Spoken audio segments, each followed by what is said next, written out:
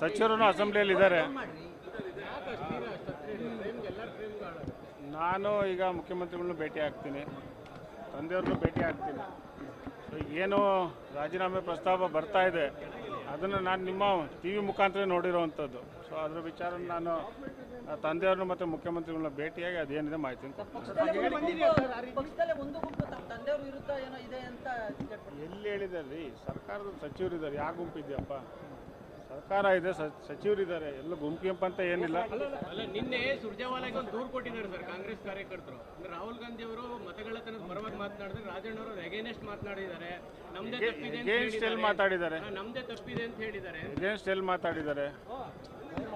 ಲೋಕಸಭಾ ಚುನಾವಣೆ ನಡೆಯುವಂಥ ಸಂದರ್ಭದಲ್ಲಿ ನಮ್ಮ ಸರ್ಕಾರ ಇತ್ತು, ಆ ಥರ ಏನಾದ್ರು ಲೋಪಗಳಾದರೆ ಸರಿಪಡಿಸ್ಕೊಬೋದಿತ್ತು ಅಂತ ರಾಜಣ್ಣವ್ರು ಹೇಳಿರೋವಂಥದ್ದು. ಸೊ ಅದು ಬಿಟ್ಟು ಬೇರೆ ವಿಚಾರ ಏನು ಹೇಳಿಲ್ಲ. ಅದಾದಮೇಲೆ ರಾಹುಲ್ ಗಾಂಧಿ ಅವರು ಯಾವ ರೀತಿ ಈಗ ಲೋಪಗಳಾಗಿದೆ ಅದನ್ನು ಸರಿ ಮಾಡಬೇಕು ಅಂತ ಏನು ಹೇಳ್ತಾ ಇದ್ದಾರೆ ಅದನ್ನು ಮಾಡಬೇಕು ಅಂತ ಮಾನ್ಯ ಸಚಿವರು ಹೇಳಿರೋವಂಥದ್ದು. ಸೊ ಅದರಲ್ಲಿ ಯಾರೋ ಲೆಟ್ರ್ ಮಾಡಿದ್ದಾರೆ, ಯಾರೋ ಲೆಟ್ರ್ ಬರ್ತಿದ್ದಾರೆ ಅಂತ ಹೇಳೋದು ಕೂತ್ಕೊಳ್ಳೋದಕ್ಕೆ ಏನು ರಾಜಣ್ಣವ್ರು ಏನು ಸಣ್ಣ ವ್ಯಕ್ತಿ ಅಲ್ಲ, ಆಯ್ತಾನಪ್ಪ. ಭಾಳ ಹಿರಿಯ ಸಚಿವರಿದ್ದಾರೆ, ಶಾಸಕರಿದ್ದಾರೆ, ಅವ್ರದ್ದೇ ಆದಂಥ ಇಡೀ ರಾಜ್ಯದಲ್ಲಿರ್ಬೋದು, ಜಿಲ್ಲೆಯಲ್ಲಿರ್ಬೋದು ಪ್ರಭಾವಿ ನಾಯಕರು ಅವರು.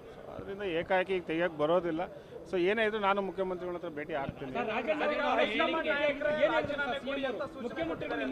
ಕೇಳಿದ್ದಾರೆ, ಎಲ್ಲಿ ಹೇಳಿದ್ದಾರೆ? ನಿಮ್ಗೆ ಹೇಳಿದಾರ? ಈಗ ಭೇಟಿ ಆಗ್ತೀನಿ, ಈಗ ಭೇಟಿ ಆಗ್ತೀನಿ. ರಾಜೀನಾಮೆ ಕೊಡಿ ಅಂದ್ರೆ ಏನ್ ಮಾಡ್ಬೋದು? ಪಕ್ಷ ಕೊಡಬೇಕು. ರಾಜಣ್ಣ ಅವರು ನೇರವಾಗಿ ಮಾತನಾಡುವಂತವ್ರು, ಬಹುಶಃ ರಾಜಣ್ಣ ಅವ್ರ ವಿರುದ್ಧ ಏನಾದ್ರು ಆ ಥರ ಪಿತೂರಿ ಅಂತ ಅನ್ಸುತ್ತಾ?